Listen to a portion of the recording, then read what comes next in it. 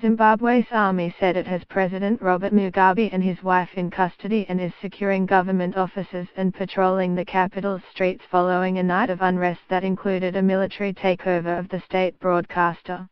The night's action triggered speculation of a coup, but the military's supporters praised it as a bloodless correction.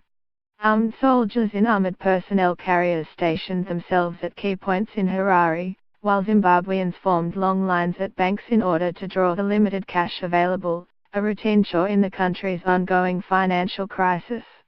People looked at their phones to read about the army takeover and others went to work or to shops. In an address to the nation after taking control of the Zimbabwe Broadcasting Corporation, an army spokesman said early on Wednesday the military is targeting criminals around Mugabe, and sought to reassure the country that order will be restored.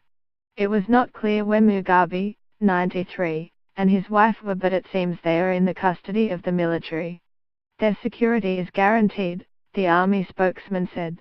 We wish to make it abundantly clear that this is not a military takeover, the army statement said.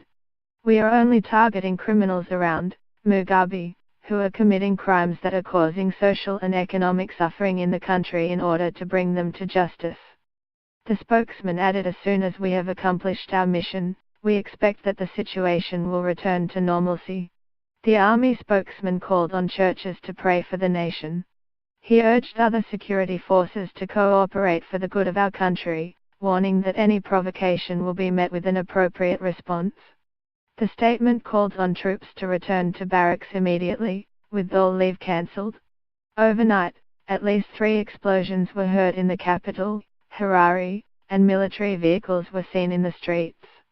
The military actions appear to put the army in control of the country. Army Commander Constantino Chiwenga had threatened on Monday to step in to calm political tensions. Mugabe's ruling ZANU-PF party responded by accusing the general of treasonable conduct. But now Chiwenga appears to be in control. The army has been praised by the nation's war veterans for carrying out a bloodless correction of gross abuse of power.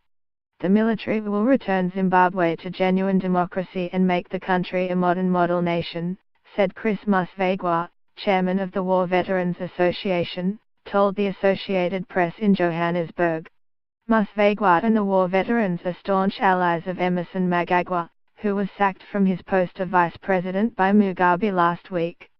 Mnangagwa fled Zimbabwe last week but said he would return to lead the country.